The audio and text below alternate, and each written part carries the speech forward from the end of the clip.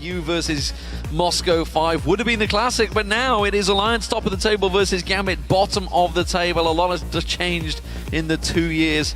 Let's see. And it's going to come down to when we see Wicked or Cubon going to lane, and this is Nick in trouble. Uh-oh, gold card, death centers, Nick's in trouble indeed. Ignite goes down, the play pulls it to the side. Eddie just in the right position at the right time, but now he's going to get focused on. Wicked is shook, dive towards Nick, meanwhile just off the side of the camera. First blood will go down, it's Wicked that picks that up. You can see again another kill. This time Froggen goes down, Nip's in trouble. Cubon gets on towards him. That will be picked up by Eddie, and now they can see him turning around. Wicked travels, getting towards Edward, he goes down. 2 for 2 so far, Diamond taken low, but you can see Shook is all on his own. In goes pouncing Genja, and he will get on there. And would you believe a 4 for 3 trade, I think it was, a 4 for 2 trade for Gambit, and now they go Dragon. They managed to come away. Diamond is the man of the moment.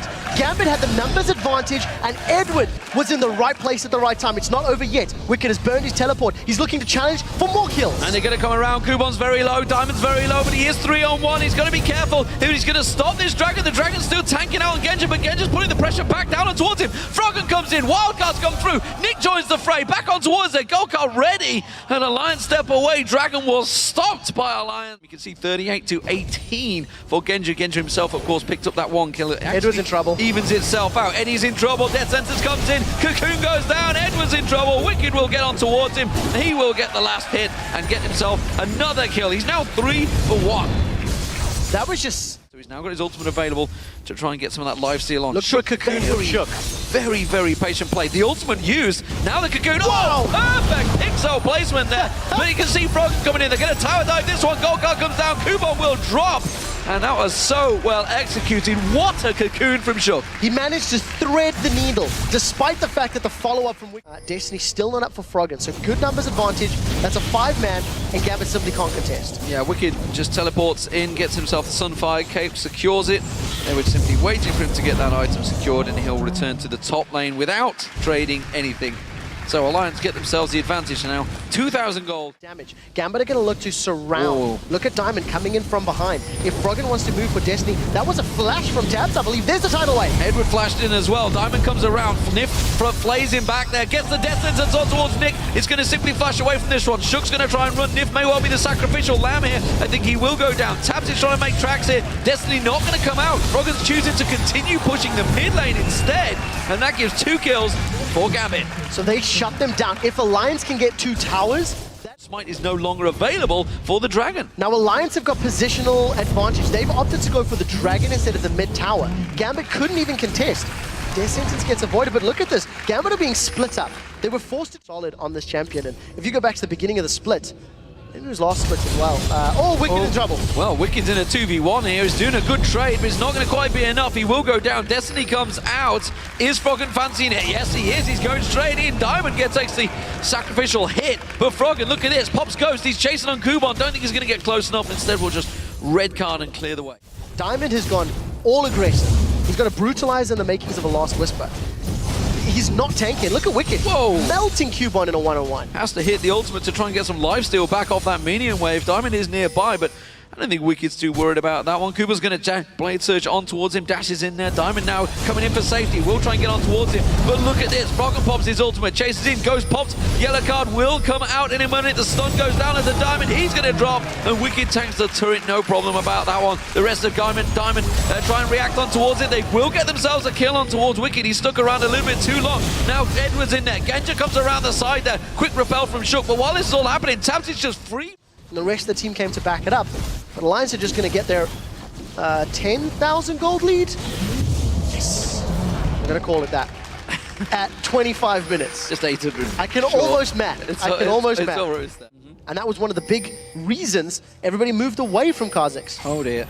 Oh, Diamond hooked in. He's not getting out of this one. Oh, is he? Here comes Destiny comes in. Froggen, that's a little deep. He's going to use a bit of a Messiah. Soldier's Hourglass straight in amongst 4 members of Gambit. Now Wicked, the big tanky target, comes on through. The rest of Alliance come through. Death Sentence back off cooldown. Cubon hooked in this time. Didn't fancy that one. Shockwave pulls in 3 members of Alliance. Diamond pounces in there. Cubon gets 1 kill. Diamond gets the reset. Jumps back in there. Genja gets the kill on that one. Everybody from Gambit so low. The heal will protect them and keep them. Pick the best fights. They've picked the best objective trades. And they've been able to keep control of, the towers and the dragons. but they're losing on kills. Every time engagements have happened, Alliance have been in the wrong place. Right, so Destiny's coming in, and there's Wicked from the side. Oh dear. We'll forget that happened and just move on, I think. Gambit will disengage. Fight to maybe make sure that Baron is stopped. They put high value in this target, as they should. Edward hooked in and taken down. Tabs just shreds through his health there. Kubon comes in, but look at Tabs, he's just ripping through that top laner. Now Nick separated out. Wicked pounces through and he just disappears under the flap of his wings. Now Genja's gonna get chased down. Destiny comes out, Froggen catches on. Kubon there. Genja blows Froggen off the map. Diamond gonna get focused on. Tabs doing all of the damage. One more shot, not gonna land. The stealth just about gives him the speed to evade that ultimate, but the Baron will go down. It's Alliance once again coming out on top. Finding the right targets and this time punishing Gambit for being split up.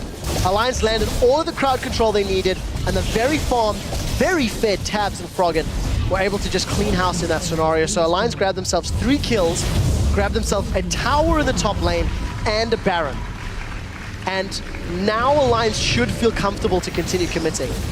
Damage down and the eyes and the vision are on him. He continues to poke in. Wicked's chasing around. He finds Nick, pounces across, Dragon's Descent, and just melts him once again under his wings. Now Nick this time. Wave gets rided out. Quick surfing comes out from Tabs. If Gambit lose, well, they lose this game, they will be 1-1 on the week.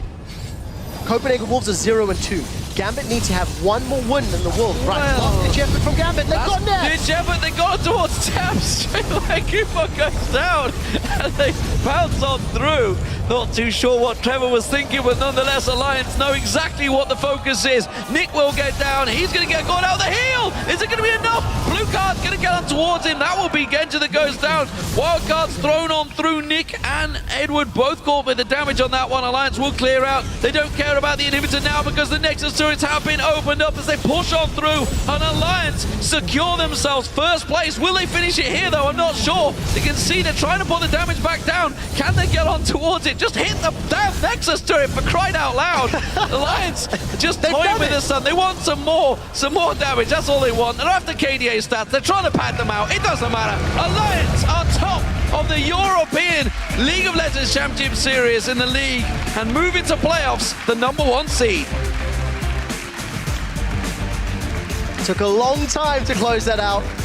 And Nabs, as it was at the end, managed to get caught. I got a bit excited, D-Man. I got a bit excited. I'm glad it was Nabs you said, because I thought you said something else. Nonetheless, Alliance, dominant win for them, proving why they are the best team in Europe right now, and really, they are light years ahead of some of their opposition. To be fair, it did feel like they were struggling to find ways into Gambit. They committed 2 or 3 times in that sort of 20 to 35 minute mark where Gambit did punish them. But on the same token, didn't lose a single tower, pushed the waves perfectly. Every time they lost champions, they took towers in reply. Didn't lose a dragon, didn't lose a tower, didn't lose a Baron. 22,000 gold lead in the end, just after 38 minutes.